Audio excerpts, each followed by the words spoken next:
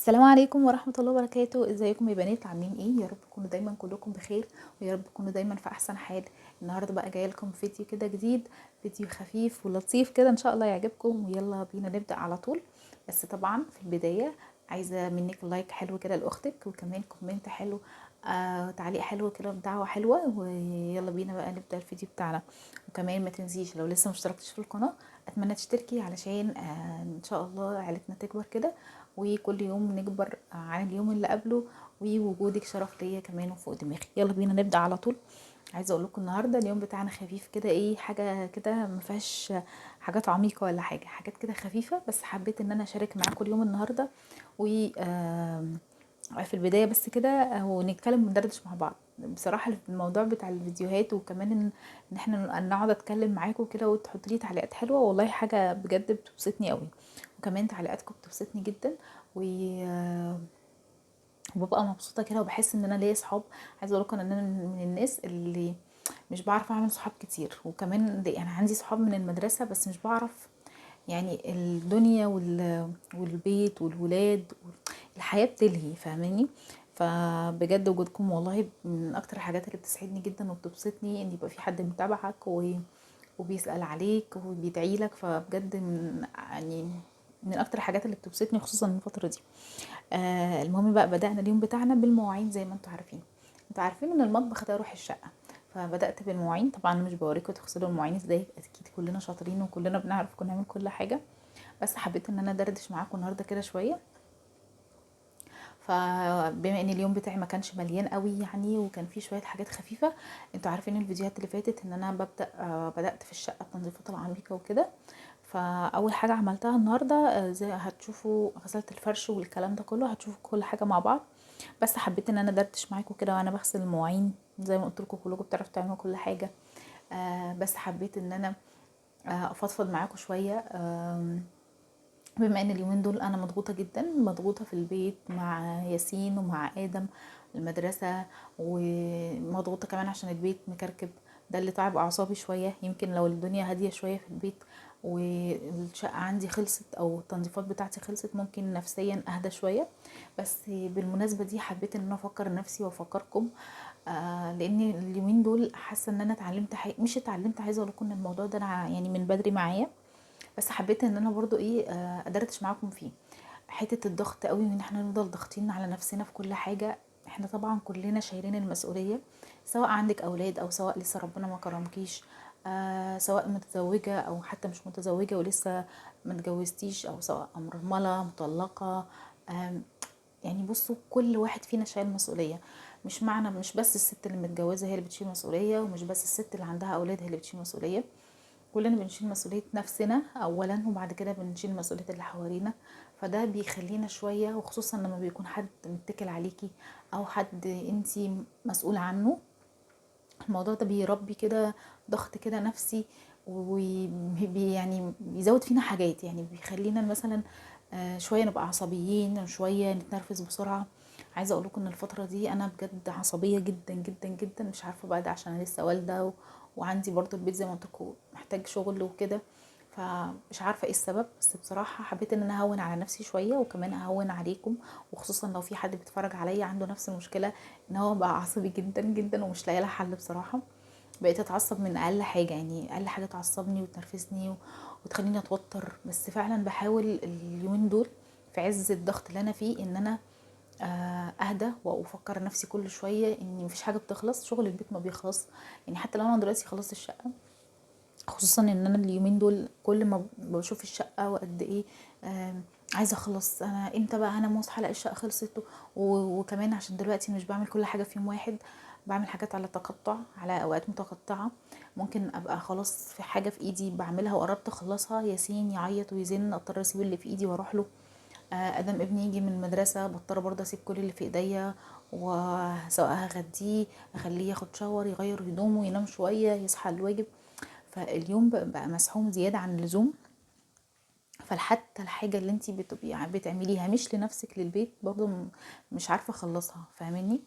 بس ده خلاني او علمني حاجة، او خلاني ان انا احاول على قد ما اقدر الفترة دي ان انا اتمالك اعصابي، دي نمرة واحد. نمرة اتنين كمان ان انا اقنع نفسي ولازم كل شوية اقول لنفسي ان مفيش حاجة يعني شغل البيت ما بيخلص.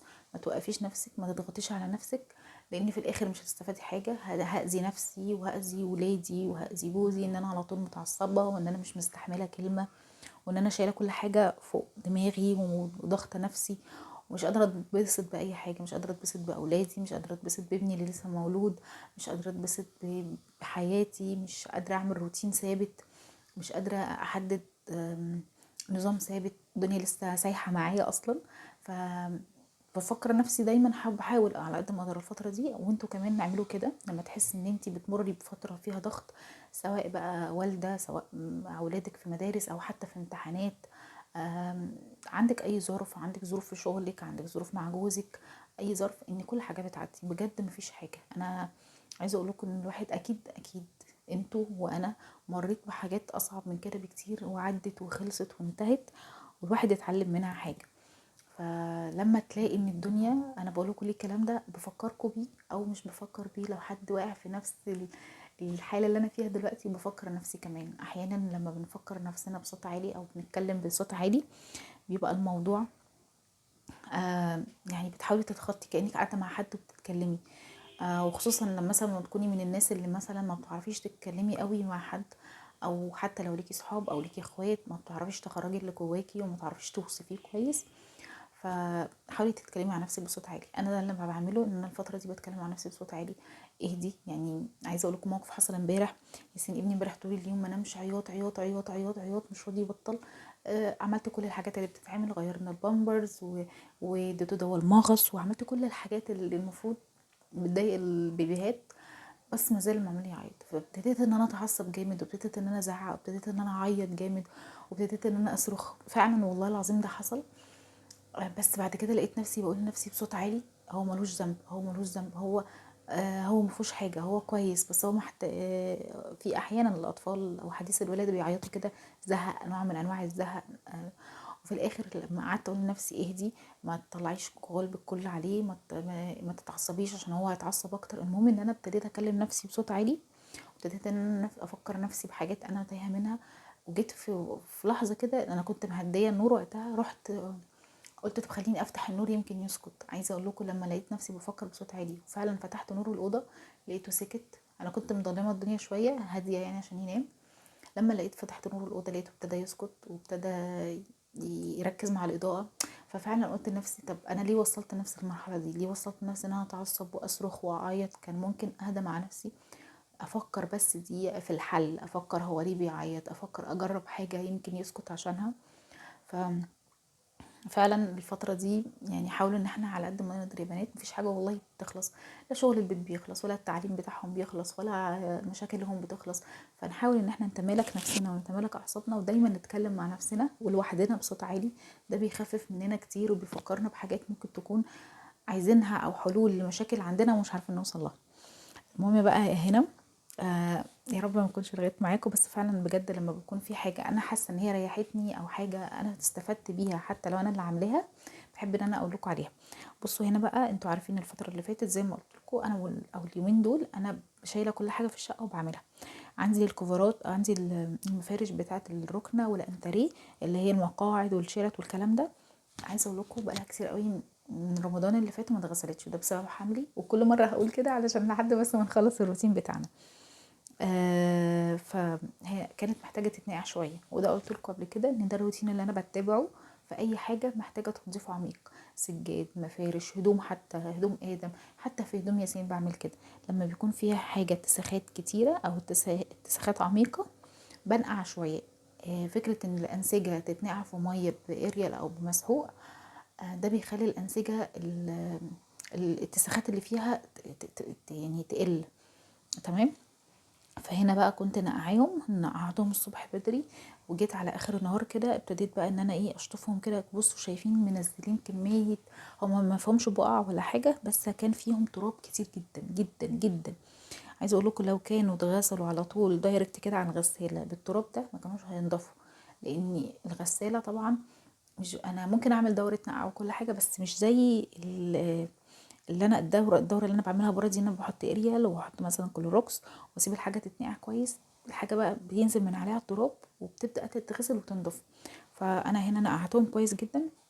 وعايزه اقول لكم كمان ان انا فضلت اشطف فيهم لحد ما حسيت ان الميه ابتدت تبقى نظيفه.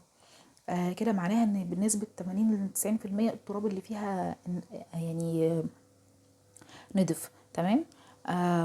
عملت كده في الشيلت بتاعه الركنه او الكسوه بتاعه الركنه. هنا برضو عملت فيه الكسوه بتاعه الانتريه، برضو كانت نفس الكلام، برضو ما اتغسلتش من نفس التوقيت. ونقعتها برضو هنا وابتديت اشغل عليها الغساله. عايزه اقول لكم ان هي نطفت تماما تماما، واللون الرمادي بتاع الركنه ابتدى يلمع تاني. وفعلا الفكره بتاعت انك تنقعي الحاجه دي ممتازه ممتازه ممتازه.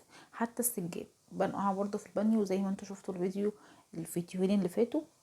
فالموضوع بيسهل عليكي كل حاجه. هنا كنت بقى حطيتهم في الغسالة وهشغل عليهم دورة كده. ودخلت على البلكونة علشان كان عندي غسيل. عايزة اقول لكم ان انا بحب قوي ان انا انشر الغسيل بتاعي بالليل متأخر والمه الصبح.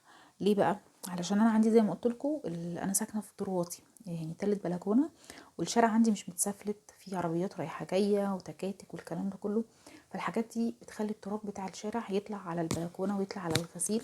فالدنيا بالليل بيبقى طبعا مفيش عربيات، مفيش تكاتك، مفيش الاولاد ما بتلعبش بالكوره تحت البيت والكلام ده.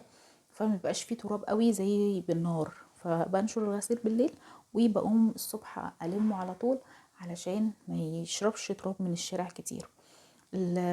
السجاجيد دي انا كنت غسلها معاكم الفيديو اللي فات، لا اللي قبله، كنت نشرها كده زي ما انتم شايفين.